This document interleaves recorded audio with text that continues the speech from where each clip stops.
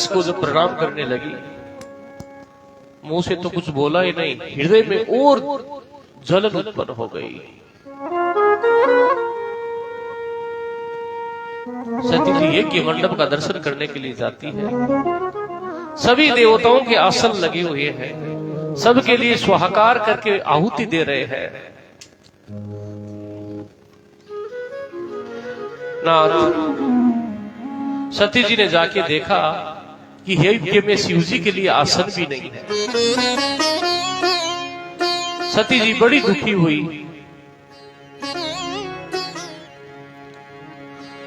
तब चित चढ़े हूँ जो शंकर कहूँ, तब चढ़ चीते हूँ जो शंकर कहूँ।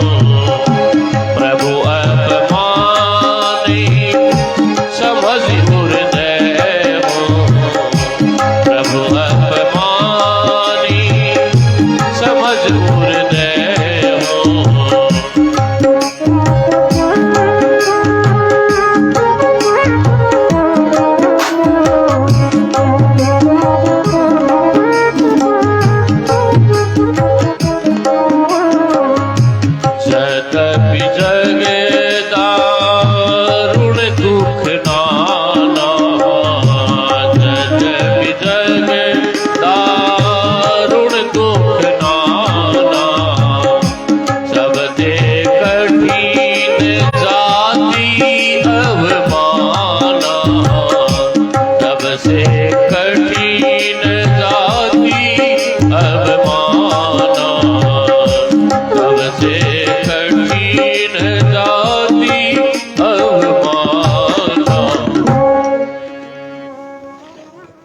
सती जी का परित्याग शिव जी ने किया था मन से, उससे सती जितनी दुखी नहीं हुई, उससे कहीं गुना ज्यादा दुखी शिव जी का अपमान देके हुई। क्रोध से सती जी की आंखें लाल हो गई और यज्ञ मंडप में खड़ी होकर सती जी कहने लगी, हे सभासदों सुनो, शंकर जी की निंदा जिसने की है वो कोई क्षम्यता के योग्य नहीं है।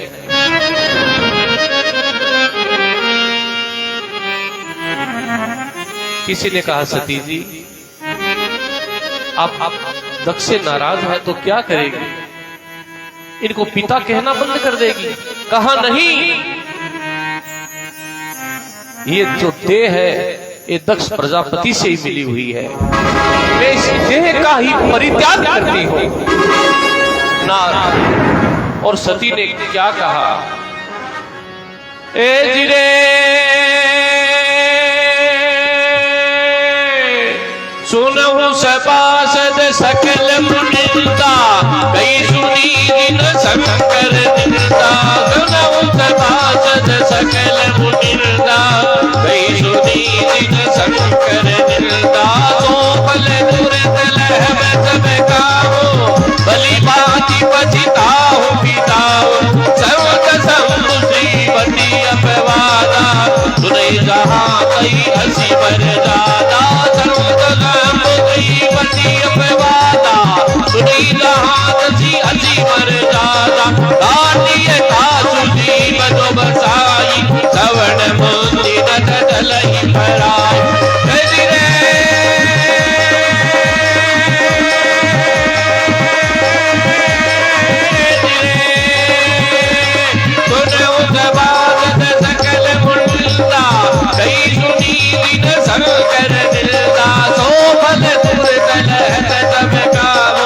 भली भांति पछिताहु पिताहु, सो बल तुरंत लहत सब गाओ।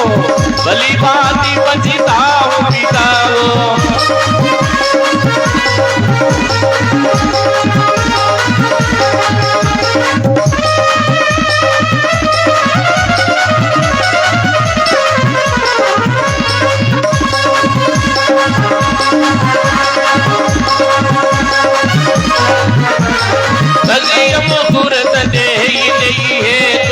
उधरी चंद्र मोली बिख के तू, अस गई लगन दोगे तनु तारा।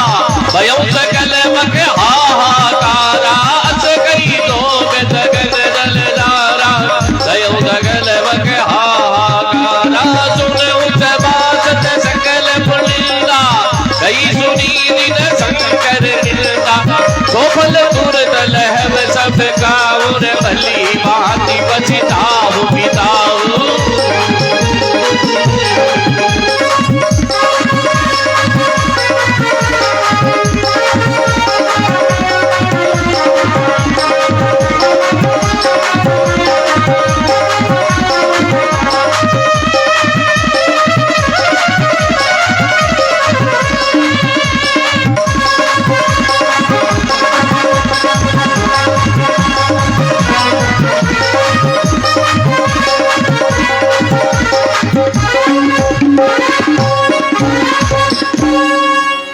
जस गई जोग जगन तन तारा।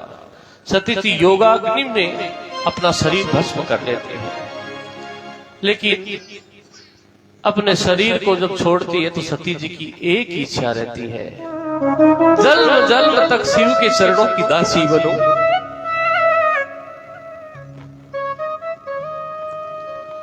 ये जब समाचार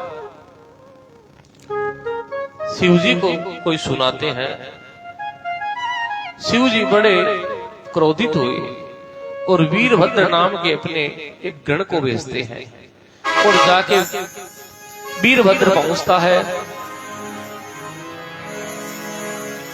पूरे यज्ञ विध्वंस कर देता है, यथा योग्य सबको दंड देता है। दक्ष प्रजापति के भाई सिर का छेदन किया गया, सिर पे बकरे का सिर लगाया गया। अब सती जी जो है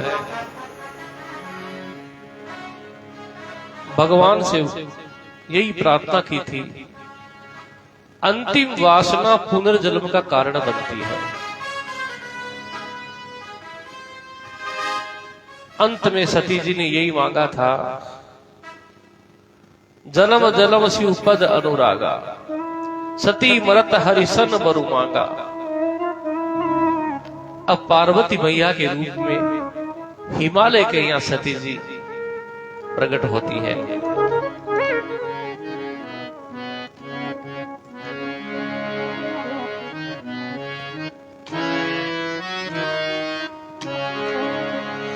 तेई कारण हिमिगिरी गृह जाहि, तेई कारण हिमगृह गल जाहि, तेई कारण हिमगिरी गृह जाहि, तनमी पार्वती तनु पाहि, तनमी पार्वती तनु पाहि, तेहि कारण हिमगिरी गृह जाहि, हिमगिरी गृह जाहि, हिमगिरी गृह जाहि।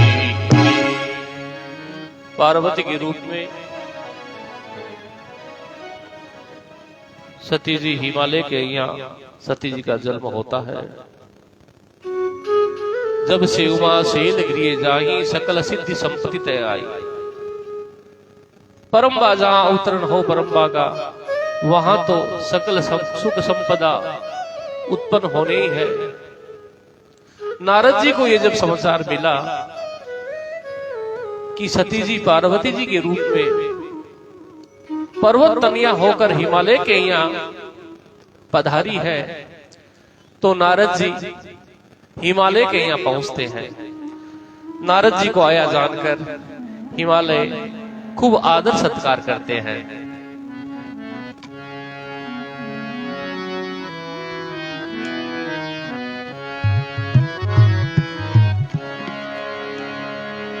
नारद समा चार जब पाए, को तू कहीं गिरी भवन सिधाए। नारद समा चार जब पाए, को तू कहीं गिरी भवन सिधाए। सेल राज बढ़ आदर कीना, सेल राज बढ़ आदर कीना, पद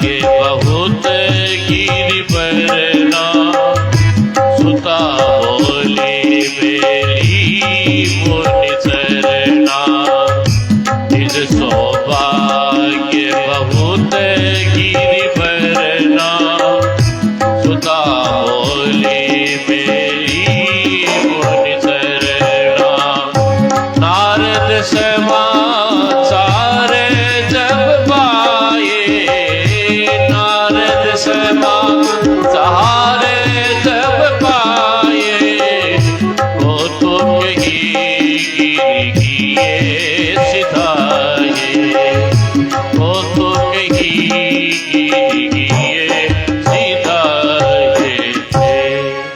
नारद जी को समाचार मिला, हिमालय के या नारद जी पहुंचते हैं। हिमालय ने बड़ा सत्कार किया, उच्च आसन पर बैठाया। आप प्रणाम करते हैं, हिमालय पत्नी मेना प्रणाम करती है।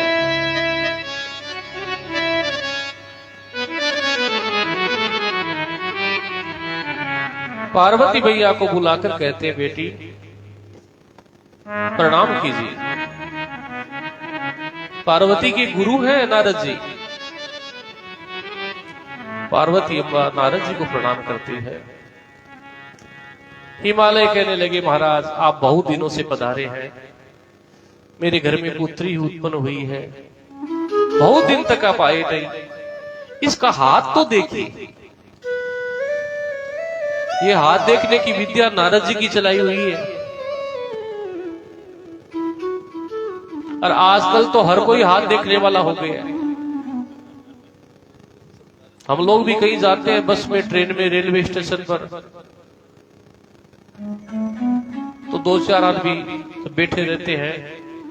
कोई पंडित, साधु, सन्यासी कोई बैठा रहेगा, तो ऐसे सोचेंगे, और लो ए आ गया, एक बोल से पहले ए आ गया, दूसरों के सीढ़ियां नहीं कहनो, एक 30 रोसी सामना हाथ कर दे सी, महाराज तोड़ दे क्या? अरे भाई कौन जाना की तो जानता बोला, जानो जी तो ही बता दे। अब बाना यह कह दे कि नहीं मैं तो हाथ देख लू, कौन जाना जना तो बे कहे एक ही जाना ही कोई जना धोती क्या पैर में ली, हाथ देख लू कौन जानो देनो। अरे भाई वो विषय अलग है, वो सामुद्रिक शास्त्र है, भगवान शिव और पार्वती जी को चलाइडो है। नारद जी का बहुत उच्च कोटि का विद्वान है, हस्तरेखा का।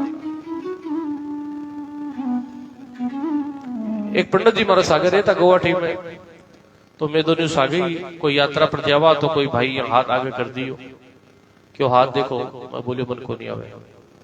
ये पंडित जी बोलिया ये नहीं क्यों मन को नहीं आवे, 2-4 बात मैं बता दू, बस आज देखो सीख जाओ। मैं क्यों बता, बोलिया एक तो आ कहनी है कि आपने सबका साथ दिया, आपका साथ किसी ने नहीं दिया, आप बड़े अच्छे इंसान हैं, जिंदगी में संघर्ष खूब करते हैं, और लास्ट में ऐसे कह देना थोड़ा पेट खराब रहता है। आजकल सबका ही पेट खराब है, क्यों? खान पान ऐसा हो गया है, खाने में शुद्धता रही नहीं, और जितना खाते हैं उतना श्रम करते नहीं, तो पेट ही खराब होगा। मैं इस विद्या की निंदा नहीं कर रहा हूं, ये बहुत अच्छी विद्या है, भगवान महादेव जी की चलाई हुई है। लेकिन आजकल ऐसे ज्योतिषी हो गए हैं हाथ देखने वाले। नारद जी के सामने पार्वती माता का हाथ दिखाते हैं। पार्वती माता का हाथ देख के नारद जी कह रहे हैं, और तो सब कुछ ठीक है, आपकी जो कन्या है नाम उमा अंबिका भवानी, इनके नाम उमा अंबिका भवानी इनके नाम होंगे। इनका नाम लेकर के स्त्री अपने प्रतिवर्त धर्म की रक्षा करेगी। सेवत सोई सफल फलचारी, इनकी कोई पूजा पाठ करेगा तो धर्म अर्थ काम मोक्ष सब कुछ उसको प्राप्त होगा। लेकिन एक तो अवगुण है, ये हस्तरेखा वाले, कुंडली वाले पहले शुभ शुभ बताएंगे, फिर धीरे से बीच में ब्रेक लगाएंगे। और तो सब ठीक है, पर एक रेखा ठीक को नहीं।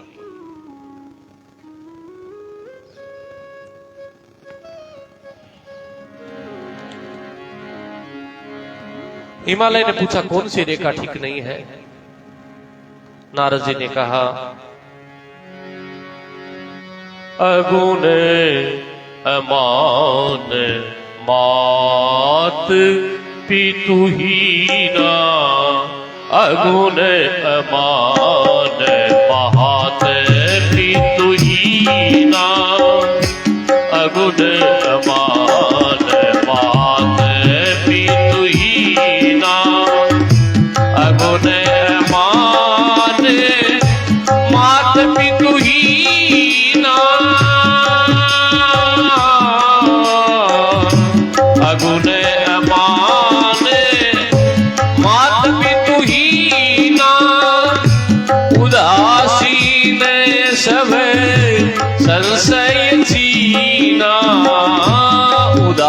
उदासीन सवे संशय छीना सेद सुलक्षण सुता तुम्हारी सेल सुलक्षण सुता तुम्हारी सुनहु अब मोड़े दो ही चारी सुनहु अब मोड़े दो ही चारी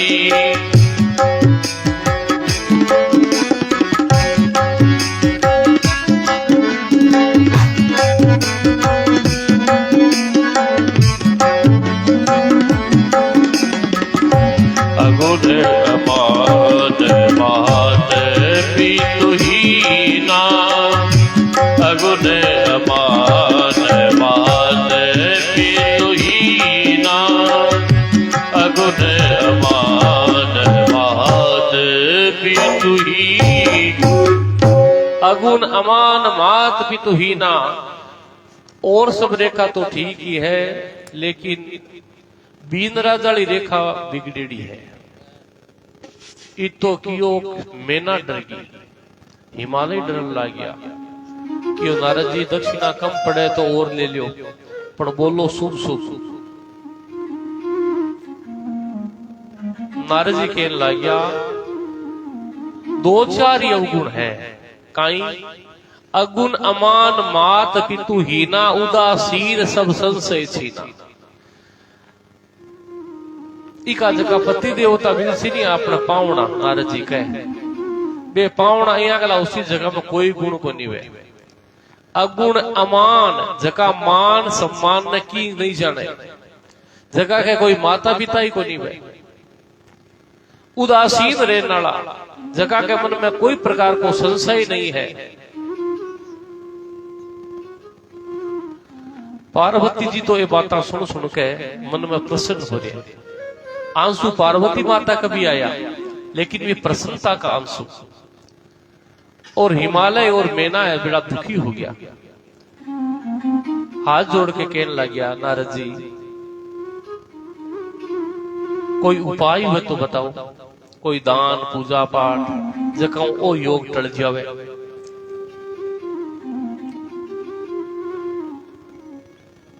नारद जी कहने लग गया सुनो, कहे मुनीस हिमवंत सुनो, जो विधि लिखा लीलार, देव धनुज नर नाग मुनि कोहुन मेटन हार। जका लीलाड़ पर विधाता का लेख लिखेड़ा है वो कोई मेटन वाला को नहीं। फिर भी थे क्यों तो एक उपाय बता दो। हिमालय तुरंत हाथ जोड़ के कहने लगा बताइए मुनिदेव। नारद जी कहते हैं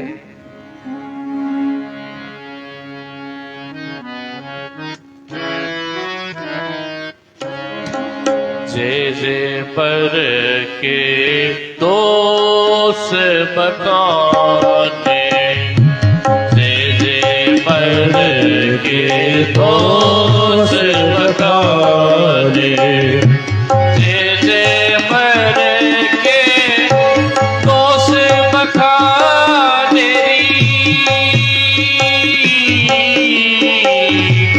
जे जे पर के दोषी बखाने, देवर के दोष बखाने, देवर के दोष बखाने, जे देवर के दोष बखाने, देवर के दोषी बखाने। दे सब शिव पही में अनुमान तेरी, ये सब शिवे पही में अनुमान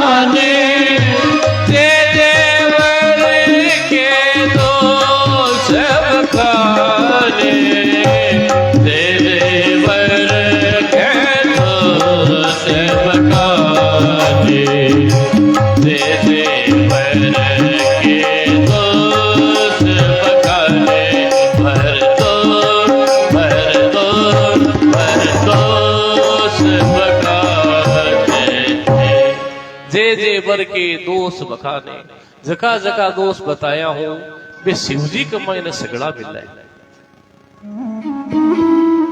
लेकिन शिव जी पर मिला ही वास्ते दोष को नहीं लागे, क्योंकि वे समर्थ है।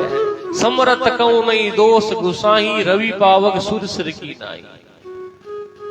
अब थारी बेटी पार्वती अगर शिव जी की आराधना करे और शिव जी वर के रूप में मिल जावे तो ये दोष जका गुण के मायने परिवर्तन हो जाए। शंभु सहज समर्थ भगवाना, यही विवाह सब विधि कल्याणा।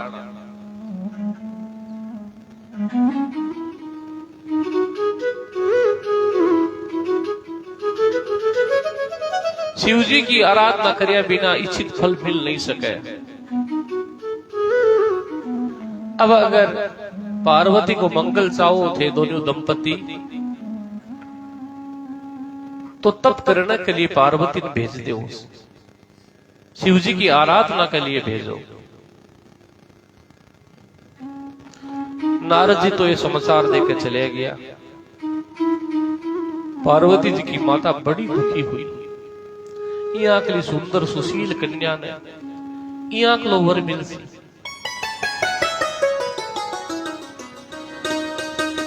हिमालय के वे वृथान होय देव ऋषि वाणी। नारद जी की वाणी झूठी को नहीं हो सके। अगर पार्वती जब तप करसी तो शिवजी अगर मिल जासी तो एक कोई दोस्त का बताया नारद जी ये लागे को नहीं।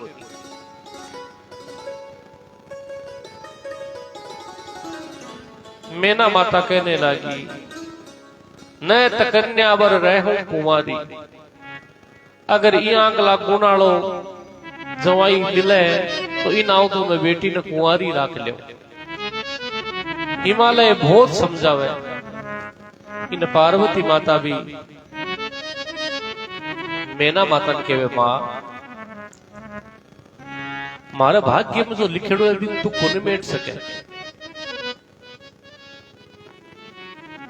मन शिवजी की आराधना नारद जी बताई है तो मैं शिवजी की आराधना कर छू। अब पार्वती माता शिवजी की आराधना करने के लिए आपके घर न छोड़ करके, भवन न छोड़ करके सुदूर जंगल में जा पार्वती माता शिवजी ने पति रूप में प्राप्त करने के लिए बड़ी कठोर तपस्या करे।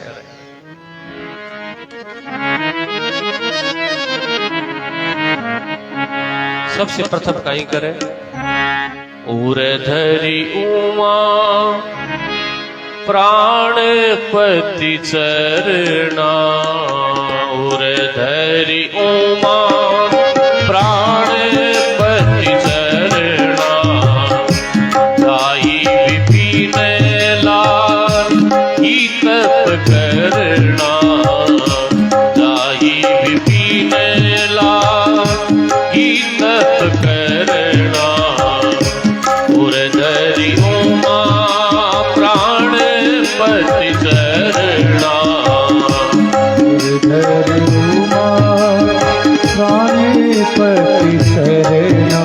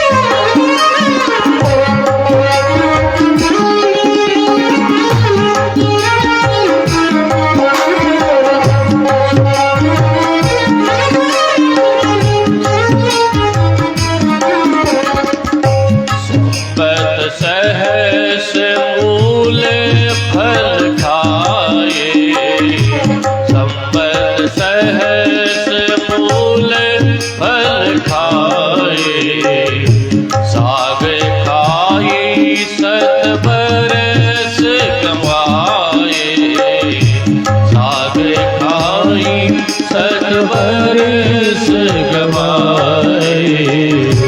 बेल पाती मही पर ही सुखाई।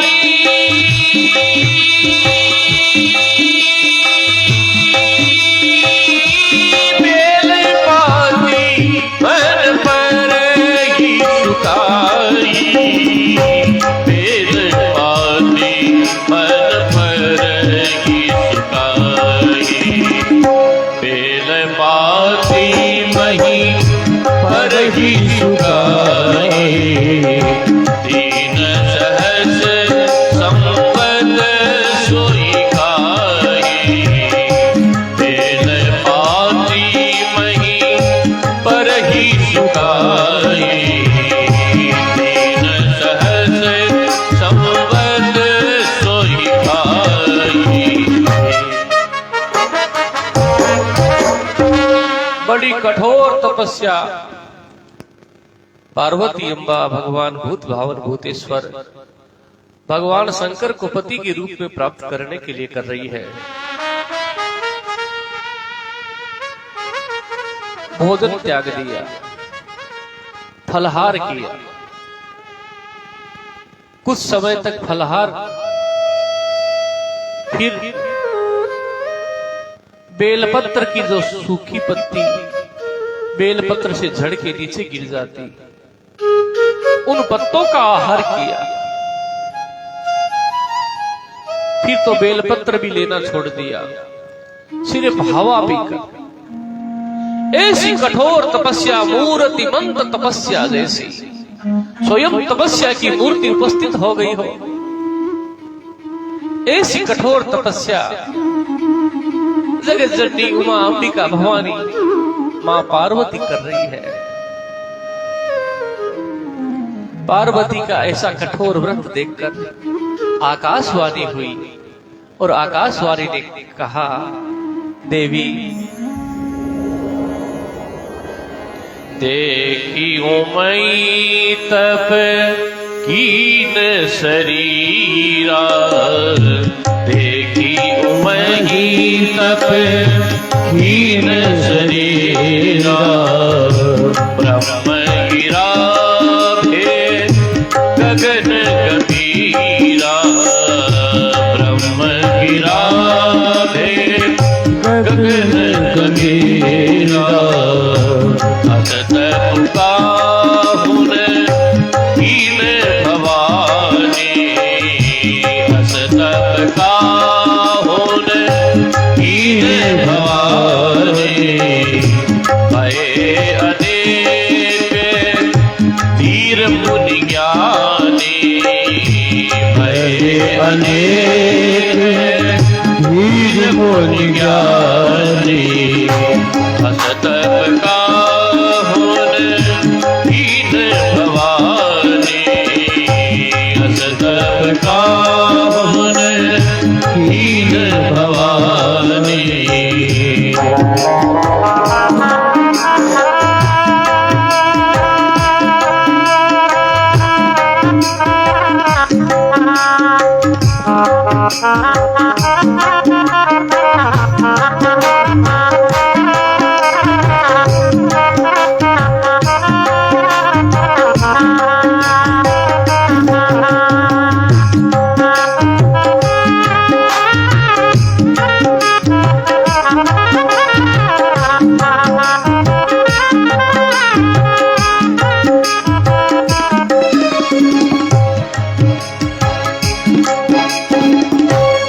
असत पकाऊन कीन भवानी।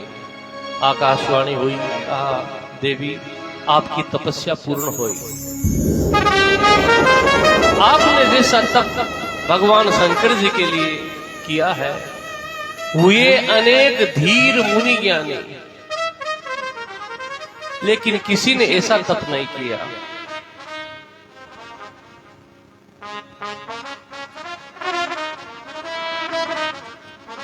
भरद्वाज जी कहते हैं कि उमा चरित सुंदर में गावा।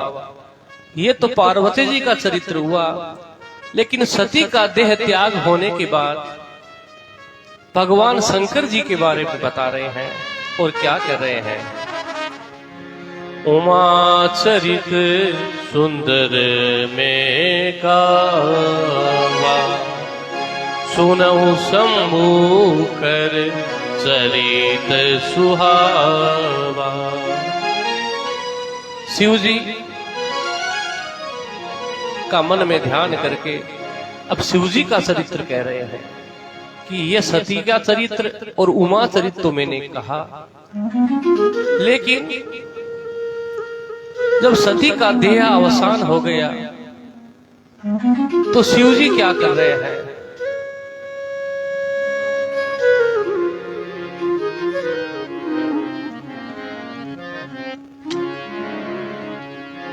शंकर तेरी ही जटा में बहती है गंग धारा, शिव जी तेरी जटा में बहती है गंग धारा, काली घटा के अंदर बोले, काली घटा के अंदर, काली घटा के अंदर बोले काली घटा के अंदर, काली घटा के अंदर, बोले काली घटा के अंदर, देवी कामिनी गुजारा, शंकर ताली बजा के।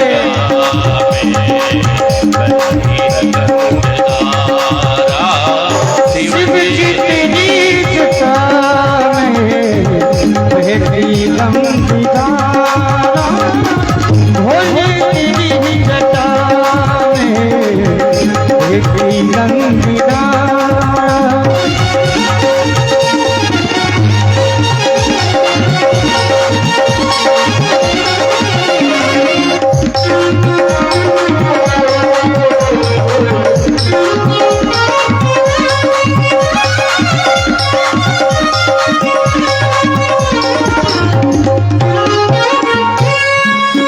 गले मुंड माल साजे, शशि भाल पे विराज, गले मुंड माल साजे, शशि भाल पे विराजे, डमरू निनाद बाजे, भोले डमरू निनाद बाजे, सब विश्व के आधार, शंकर तेरी जटा में बहती है गंगधारा, शिव जी तेरी जटा में बहती है गंगधारा। शिव जी तेरी जटा में बहती गंगी धारा, भोले तेरी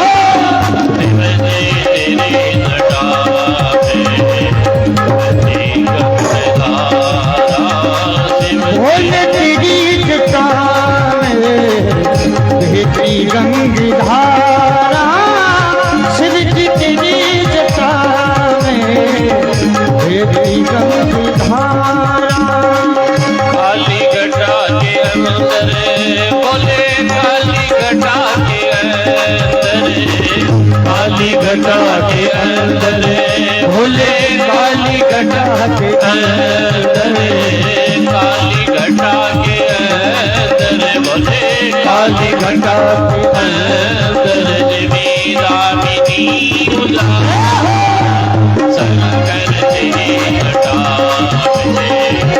बहती गंगी धारा शिव जी तेरी जटा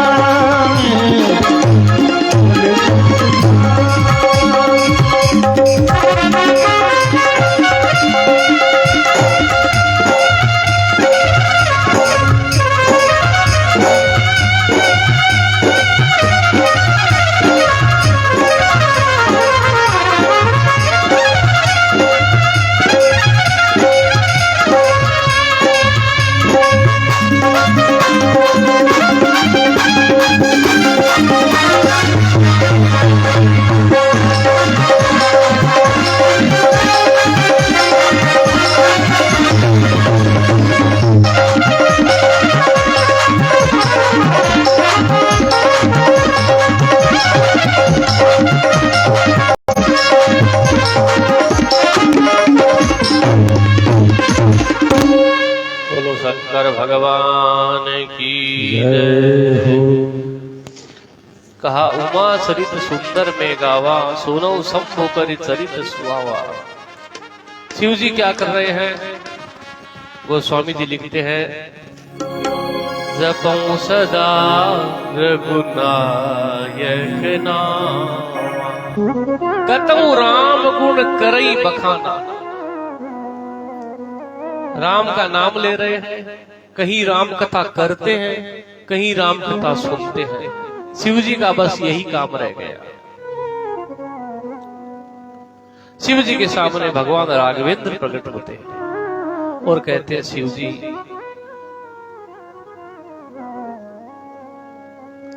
आपको विवाह कर लेना चाहिए। शिव जी ने कहा भगवान आप कह रहे हैं विवाह कर लेना चाहिए? पार्वती माता के जन्म की पूरी कथा विस्तार से रघुनाथ जी बता रहे हैं। अति पुनीत गिरिजा के करणी बिस्तर सहित कृपा निधि बरणी। गिरिजा यानी पार्वती माता के जन्म का पूरा प्रसंग कहा। शिव जी ने कहा कि विवाह करने की इच्छा तो नहीं है।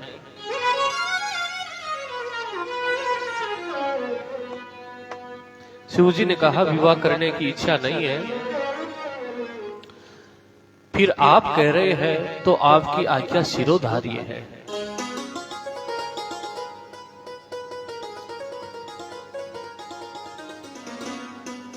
भगवान राघवेंद्र कहते हैं प्रभु विवाह करने की इच्छा क्यों नहीं है? शिव जी कह रहे हैं जब विवाह होता है तो वागदान यानी सगाई के पश्चात जब वर और कन्या आपस में बात करते हैं तो वर कन्या को चंद्रमुखी कह के बुलाता है। चंद्रमुखी। विवाह होने के पश्चात वो कहता है सूर्यमुखी। और महाराज 1 साल बीतने के बाद वो चंद्रमुखी सूर्यमुखी ज्वालामुखी में प्रवृत्त हो जाती है। इसलिए विवाह नहीं करना।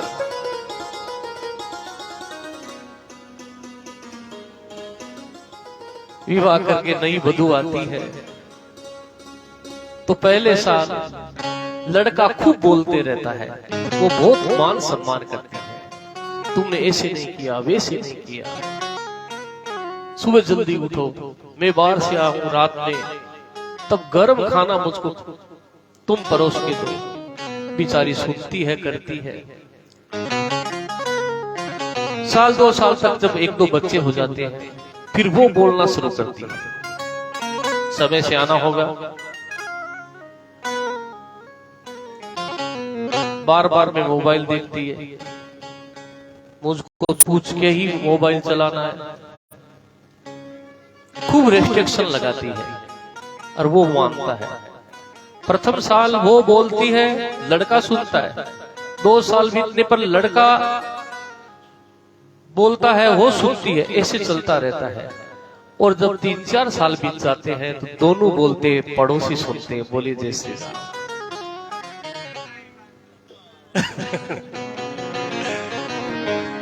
राम।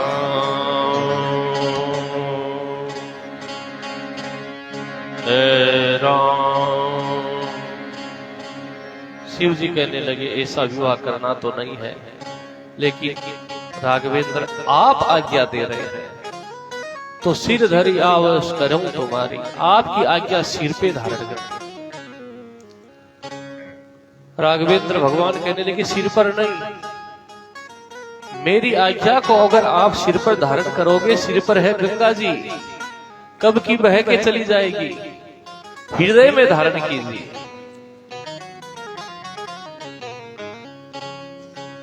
शंकर जी राम जी की आज्ञा को हृदय में धारण करते हैं और कहते हैं भगवान आपकी आज्ञा का मैं पालन करूंगा। उसी समय सप्तऋषि आते हैं। सप्तऋषियों को शिव जी कहते हैं कि पार्वती के प्रेम की परीक्षा लो। किसी ने कहा बाबा स्वयं रघुनाथ जी आके कह के चले गए कि आपको पार्वती अम्बा से विवाह करना है, फिर आप परीक्षा, महात्मा से परीक्षा। परमात्मा जब कह के गए फिर महात्मा से परीक्षा का क्या औचित्य रह जाता है। भगवान शंकर ने बड़ी सुंदर बात कही कि ये वही सती जी पार्वती के रूप में प्रकट हुई है। ये मेरे परमात्मा को परीक्षा के बिना स्वीकार नहीं करती, तो मैं इसकी परीक्षा के बिना इसको स्वीकार कैसे कर लूंगा। सप्तऋषियों को परीक्षा लेने के लिए भेजते हैं। सप्तऋषि पार्वती अम्बा के पास जाके कहते हैं देवी बेटा किसके लिए ये आराधना कर रही हो। पार्वती माता कहती है शिव जी के लिए। सप्तऋषि कहने लगे ये तो गलत हो गया। किसके कहने पर? नारद जी के कहने पर। अच्छा नारद जी मिले आपको गुरु? नारद जी के जितने शिष्य हुए उनका कोई कभी घर बसा है? वो तो अपने जैसे ही सबको बनाना चाहते हैं। बेटा नारद जी का कहना मत मानो, आप तो एक काम करो, हम आपका किसी दूसरे से विवाह करवा देंगे। किसके लिए आराधना कर रही हो? शिव जी के लिए, जिनका कोई घर नहीं है, शमशान में तो रहने वाले हैं, उनका कभी घर बसेगा? पार्वती अम्बा कहने लगी सुनिए,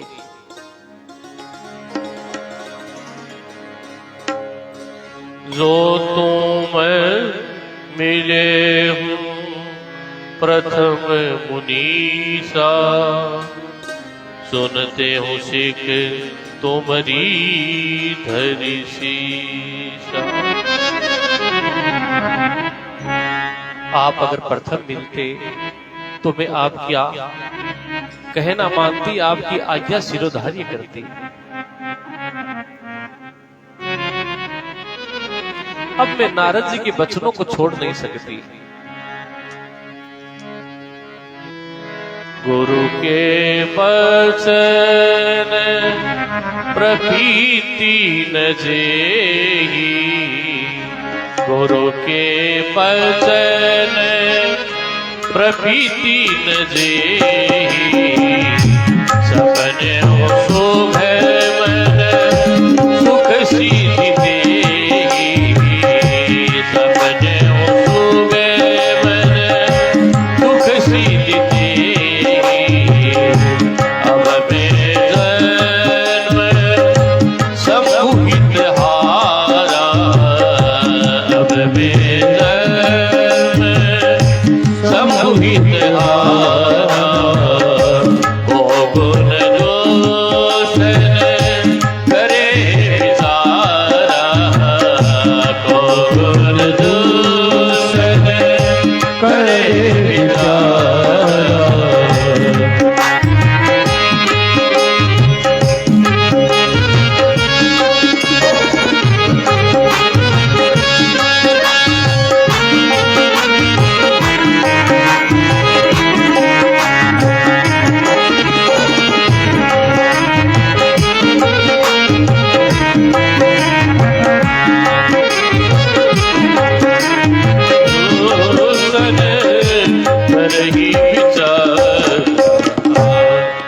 ये जीवन तो मैं शिव जी के लिए हार चुकी हूं। सप्तऋषि कहते हैं बेटी अभी भी कुछ नहीं हुआ है। महादेव जी के पास जाके तुमको सुख नहीं मिलेगा। उनके पास है क्या? भगवान विष्णु से तुम्हारा विवाह करवा दो। पार्वती अम्बा विनम्र प्रार्थना करती है और कहती है महादेव अवगुण भवन विष्णु सकल गुण धाम जय कर मनोरम जाई सन तेहि तेहि सन काम। हाँ मुझे मालूम है महादेव अवगुण के गुण है, अवगुण के भंडार है और विष्णु सकल गुण धाम, लेकिन मैं तो अपना मन शिव जी को दे चुकी हूँ। हाँ आप अगर प्रथम मिलते तो मैं ऐसा कुछ विचार करती, लेकिन अब तो अपना मैं जीवन हार चुकी हूँ शिव जी के लिए।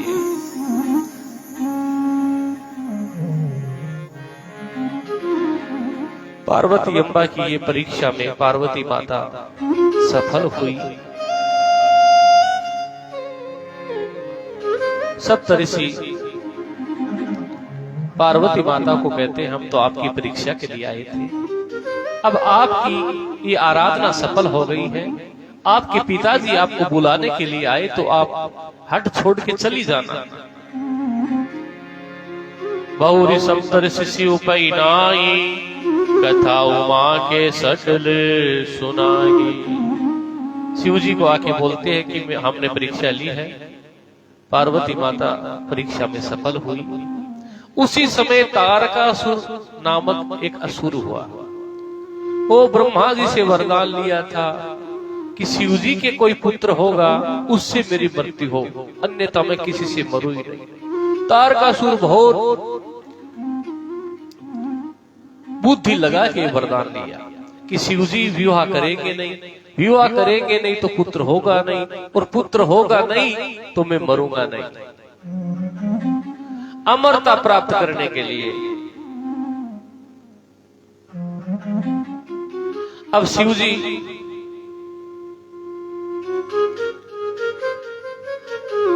समाधिस्थ हो गए हैं। अब शिव जी की समाधि कोई भंग करे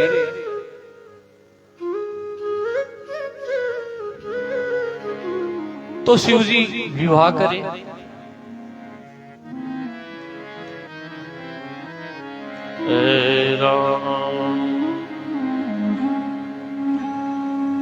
सभी देवताओं का हाल बेहाल है।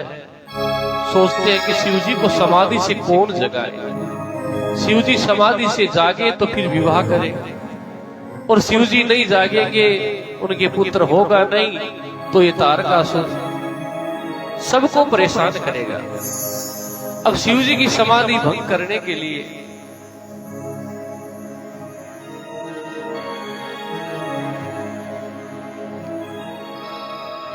इंद्र जो है कामदेव को भेजता है। कामदेव के पास में जाके इंद्र कहता है तदपि करवे में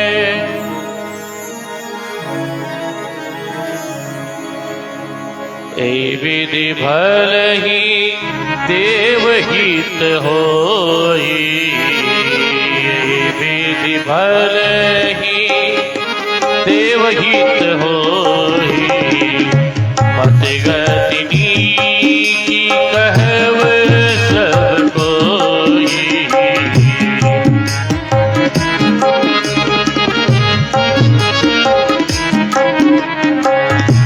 पठव काम जाई शिव पाई, पठव काम जाई शिव पाई, करे शोभ शंकर मन माई।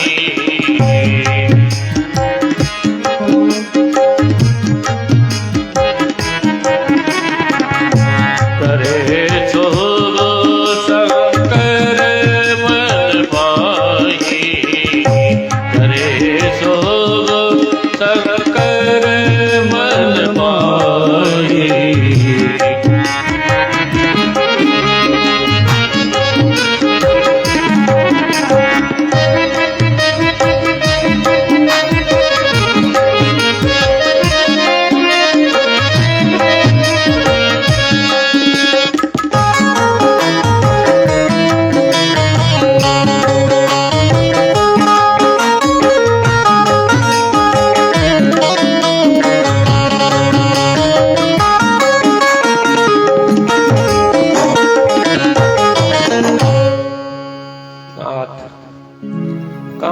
शिव जी की समाधि भंग करने के लिए आ रहा है। कामदेव कहने लगा मैं जा तो रहा हूं लेकिन आऊंगा नहीं।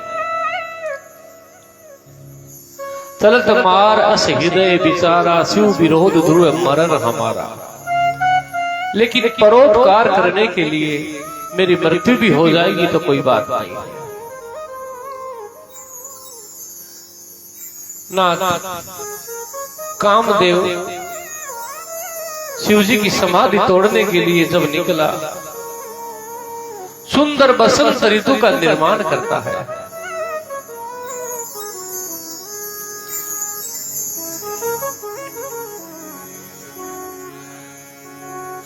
मधुर मधुर बयार चलने लगी।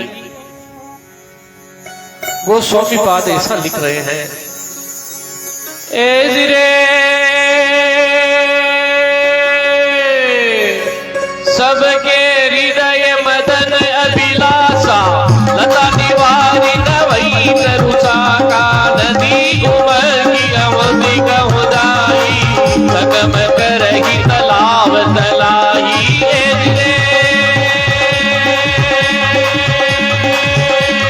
सबके हृदय मदन अभिलाषा, लता निवारी नवई रुचा का मदन व्याकुल सब लोका, जिस दिनों नहीं अवलोक ही होगा। देव धनुज नर किन्नर व्याला, वेद पिताज भूत बेताला, इनके निशान कहूँ बखानी, सदा काम के तेरे जानी।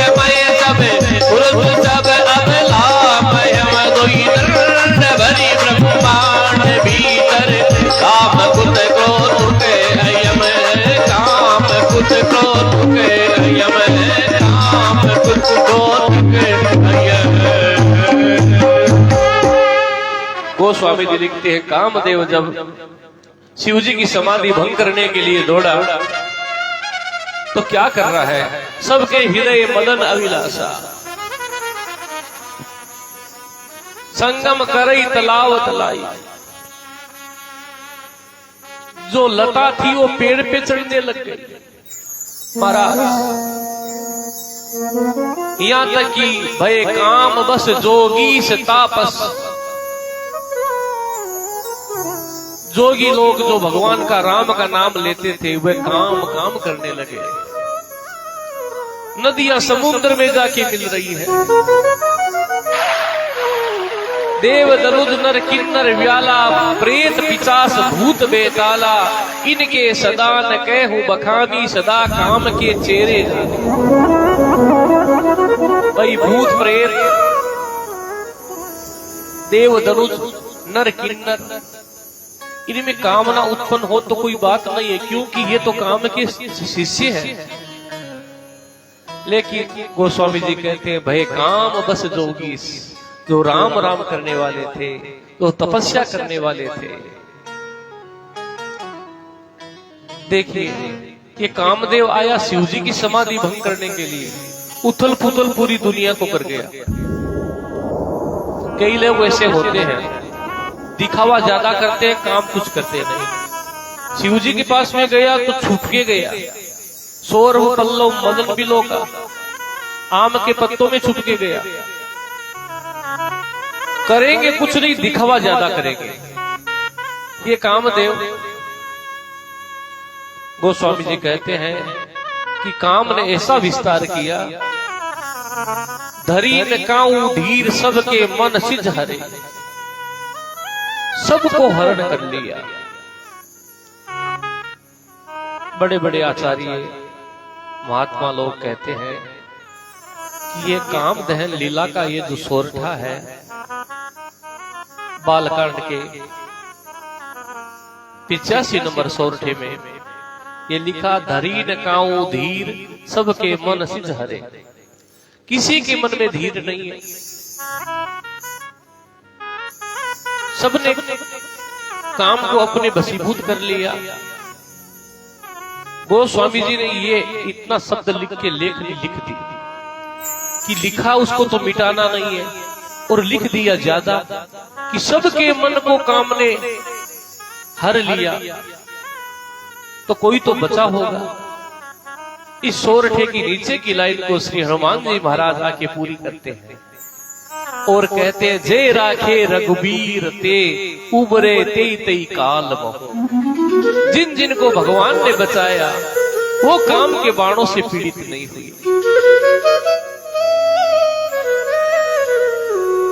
विवेकानंद जी महाराज विदेश गए तो एक सुंदर जवान स्त्री उनको देख के कहने लगी,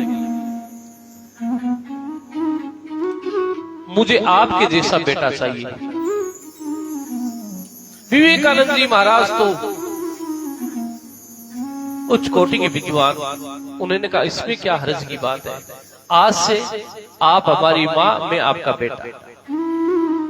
ऐसी बुद्धि रघुनाथ जी जब देते हैं वही बच सकता है काम से।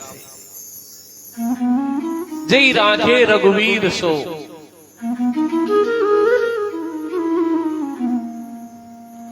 काम शिव जी के पास पहुंचता है। ये काम जब बाण चलाता है तो किसी आम के द्वारा ही चलाता है।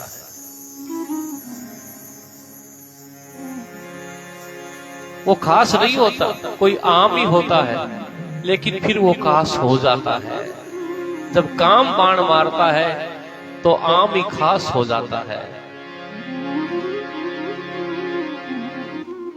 कामदेव शिव जी पर बाण चला रहा है।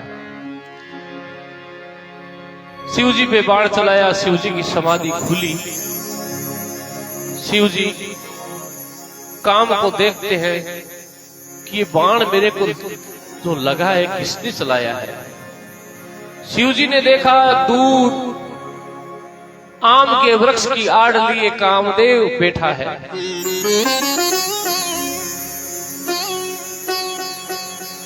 शिव जी ने अपना तीसरा नेत्र खोला। काम का बाण लगता है तो लोगों के नेत्र बंद हो जाते हैं, लेकिन शिव जी के जब कान का बाण लगा तो शिव जी का तीसरा नेत्र खुल गया। ए जिरे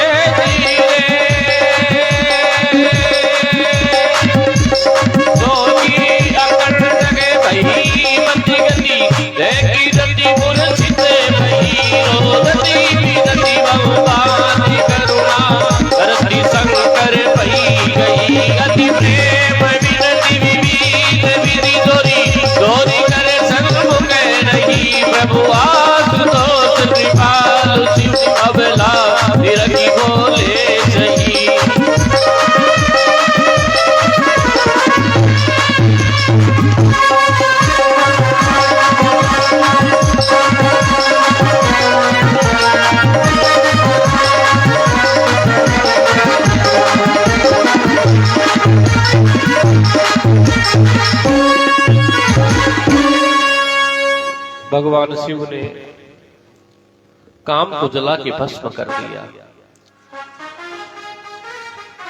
जोगी अकंटक भयं पति गति सुनत रति मूर्छित भई। काम की पत्नी रति आती है शिवजी के सामने। शिवजी रति को कहते हैं, रति जब यदुवंश कृष्ण अवतारा कृष्ण तनय हो पति तुम्हारा।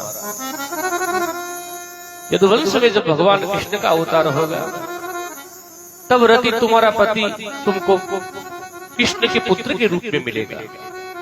जब यदुवंश कृष्ण अवतारा कृष्ण तनय हो पति तुम्हारा। रति भगवान को प्रणाम करके चली जाती है। इधर सारे देवता शिवजी के पास में आके कहते हैं, देवादिदेव अब आपकी समाधि तो भंग हो गई है और रघुनाथ जी की आज्ञा पहले आपने शिरोधार्य की है, अब आप विवाह कर लीजिए। शिवजी फिर सप्तऋषियों को भेजते हैं पार्वती अम्बा की परीक्षा के लिए।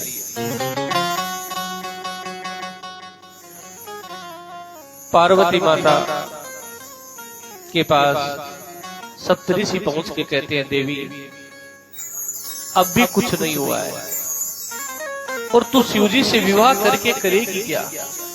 उसने तो कामदेव को ही जला दिया है। पार्वती अम्बा कहने लगी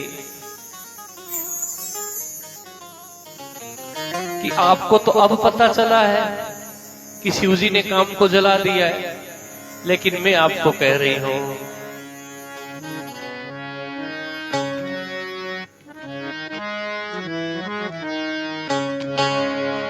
हमरे जान सदा शिव जोगी।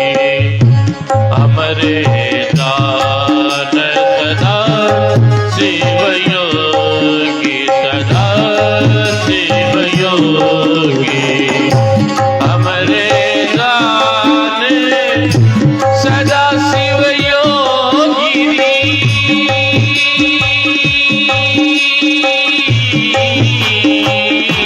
हमरे जान सदा शिव योगी। हमरे जान सदा शिव योगी। हमरे जान सदा शिव योगी। हमरे जान सदा शिव योगी, सदा शिव योगी, सदा शिव योगी, सदा शिव योगी। हमरे जान सदा शिव योगी। आप तो आज काम दहन की लीला सुना रहे हैं, हम तो सदा ही शिव जी को योगी समझते थे। सप्तऋषि पार्वती अम्बा को बारंबार प्रणाम करके हिमालय के यहाँ पहुंचते हैं।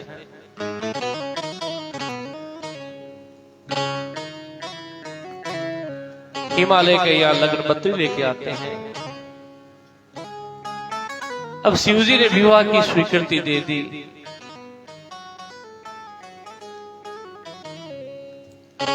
शिवगण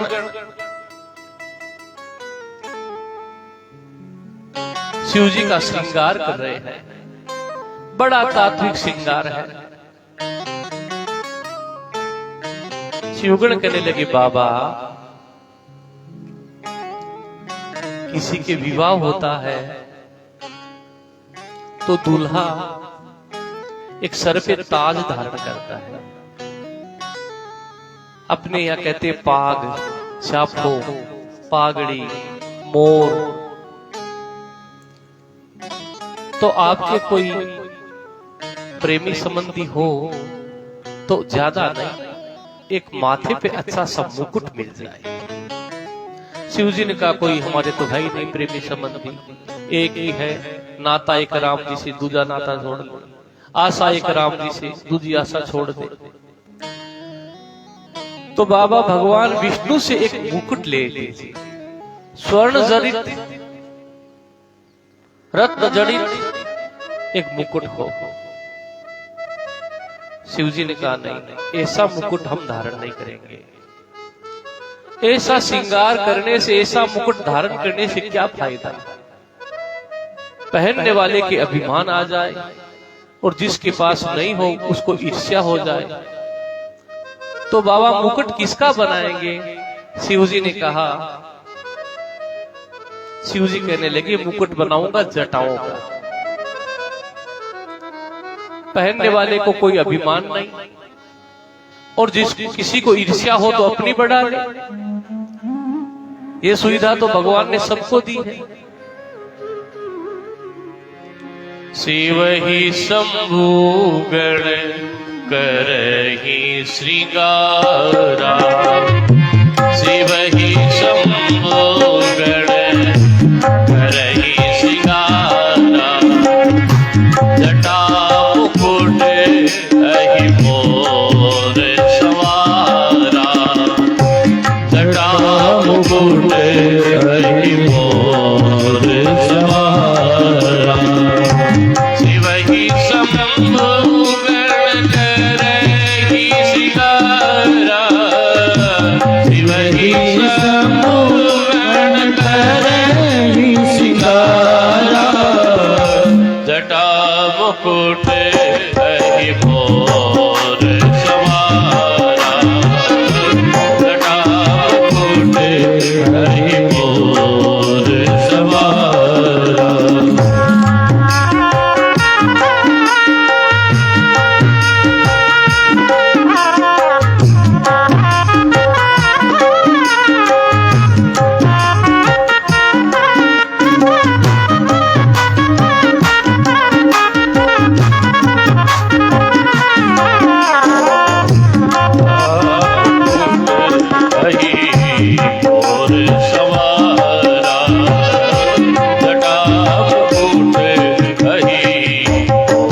सवारा।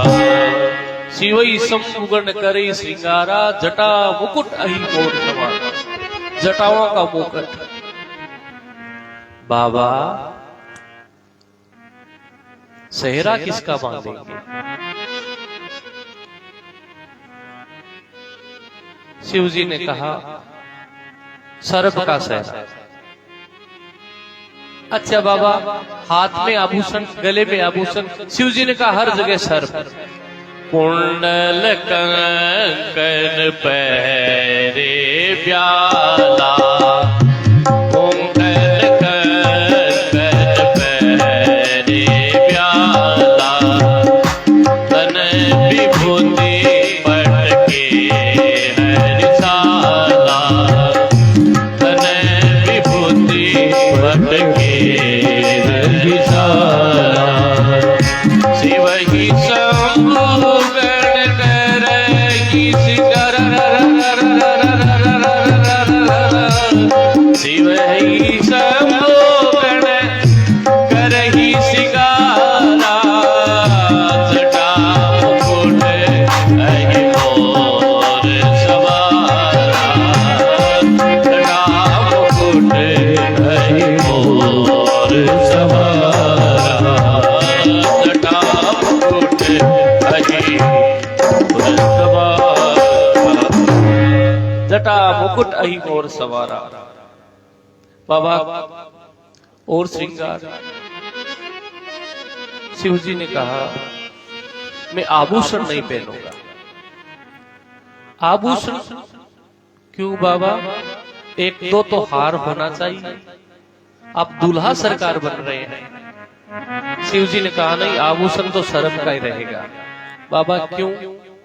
शिवजी कहने लगे आभूषण और सर्प, सर्प के पांव नहीं होते लेकिन बहुत जल्दी चलता है। यहां से वहां तक जाने में पता ही नहीं चलता कहां कब चला गया। उसी प्रकार आभूषणों के भी पांव नहीं होते, कहां कब किसके पास चले जाए। अब हमारा तो यही आभूषण है, यही रहेगा। अच्छा बाबा, हल्दी तो लगनी चाहिए। शिवजी ने कहा नहीं, हल्दी की जगह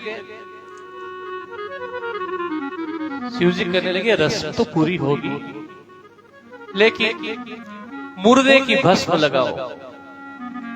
कहा बाबा ये क्यों? शिव जी कहने लगे एक दिन मैं बैठा था शिवालय में, साधु के भेष में, लोग आ रहे थे तो देखा तो एक शव यात्रा निकल रही थी।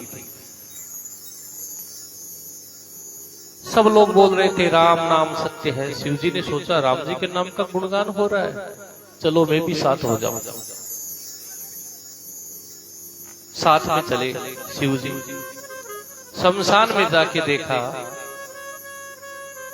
जब तक शव यात्रा चल रही थी तब तक तो लोग कर रहे थे राम नाम सत्य है। शमशान निकट ही पहुंच गए, जाके मुर्दे को नीचे उतार दिया।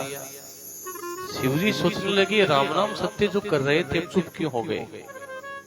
शिव जी भी उनके पास में साधु के वेश में बैठ गए।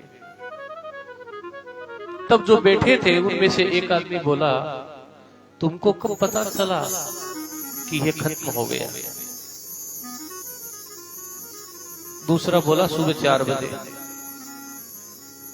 तीसरा बोला इसको अभी मरना था क्या?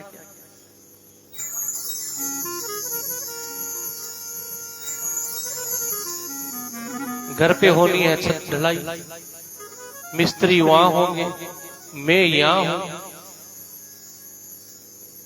कल ही मर जाता तो ठीक है। शिव जी सूंघ रहे हैं। फिर उनमें से एक आदमी बोला, वो सरकारी था, का संडे की एक ही तो छुट्टी पड़ती है, आज ही मर गया मंडे को ही मर जाता।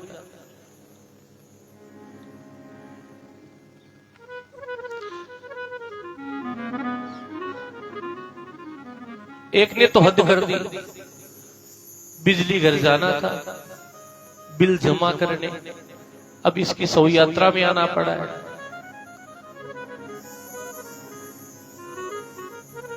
अब अगर बिल आज नहीं भरूंगा तो प्लेंटी लगेगी, 50 रुपए प्लेंटी का, ये थोड़ी दे दे। शिव जी ने तो माथा पकड़ लिया, ये इसके लिए राम नाम कर रहे थे, तो चाहो उसको ही देखता हूं। जाके देखा तो लोग उसकी चिता में आग लगा दी थी। सोचा जिसके कारण राम जी के नाम का गुणगान हुआ वो तो नहीं रहा, लेकिन इसकी जो भस्म है इसको मैं जरूर लगाऊंगा। तो शिव जी कह रहे हैं शशि ललाट सुंदर सिर गंगा, शशि ललाट सुंदर सिर गंगा, नयन दीने उपबीत भुजंगा, नयन दीने उपबीत भुजंगा, करल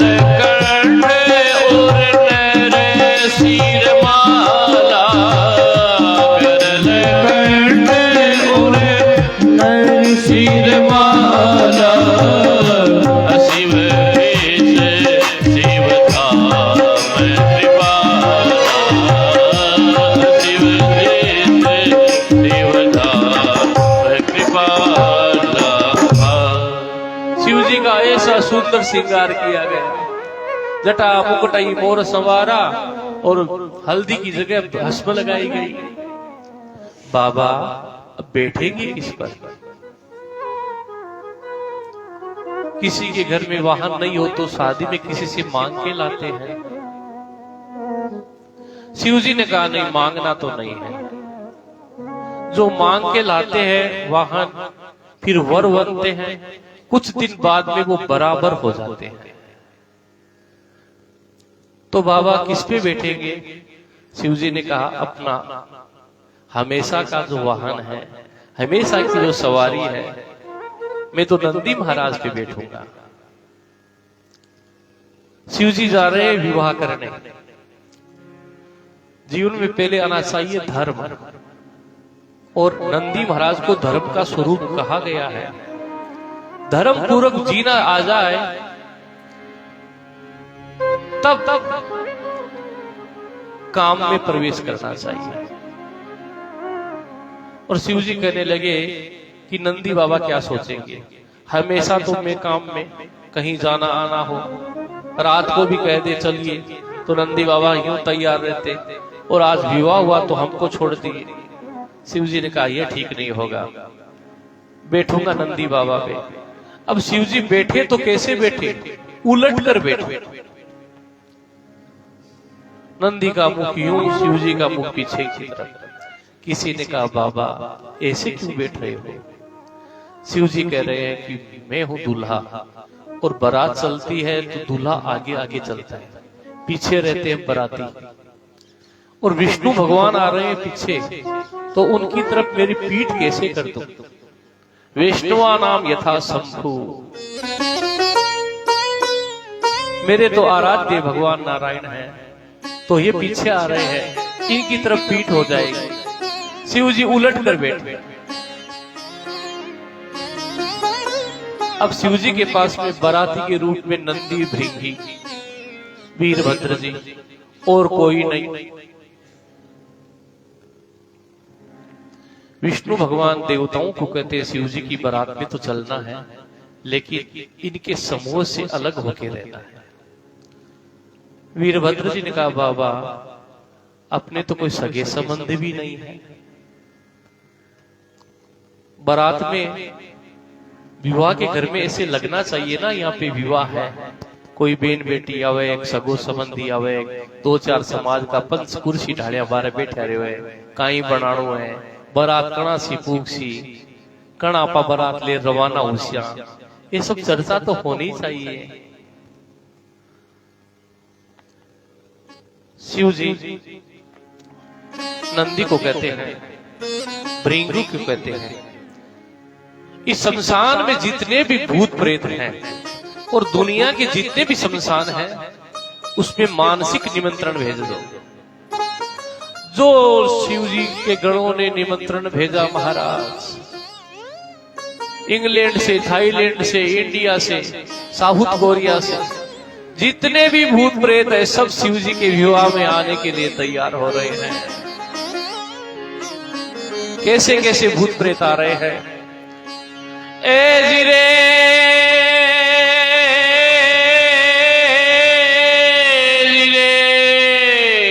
नाना वाहन नाना भेसा, बीस शिव समाज निज देखा, कौमुख हीन विकुल मुख काओ, भली भांति पतिताओ पिताओ। ए जिरे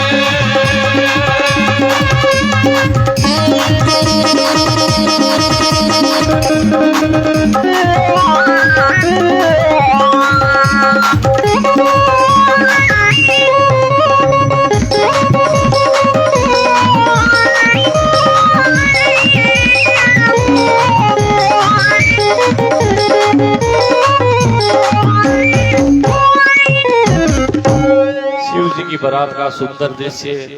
काऊ मुख हीन विपुल मुख काऊ, किसी के तो मुख ही नहीं है, किसी के 10-20 मुंह है। शिव जी के मुखों का बड़ा झमेला है भाई।